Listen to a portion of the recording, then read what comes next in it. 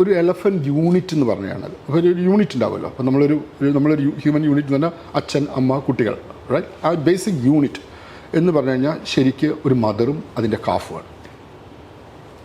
Single unit.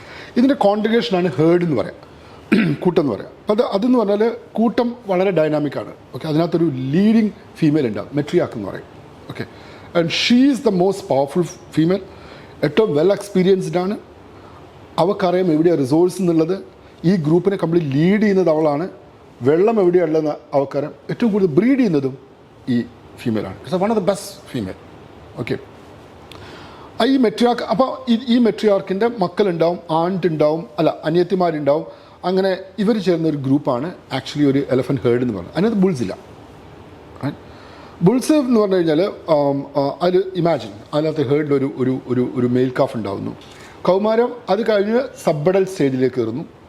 അത് കഴിഞ്ഞ് adult സ്റ്റേജിലേക്ക് കഴിഞ്ഞു 10-14 സെക്ഷൽ മെച്യൂരിറ്റി ഒക്കെ കഴിഞ്ഞാൽ 10-14 വയസ്സുമ്പോൾ സെക്ഷൽ മെച്യൂരിറ്റി ആവും. ആദ്യത്തെ മതം പൊട്ടും, മൊഡാമസ് എന്ന് പറയും.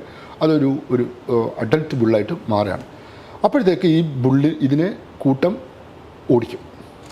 കാരണം എന്ന് പറഞ്ഞാൽ ഇതൊരിക്കലും നിൽക്കാൻ പാടില്ല. നിന്ന് കഴിഞ്ഞാൽ ഇൻബ്രീഡിങ് ഉണ്ടാവും.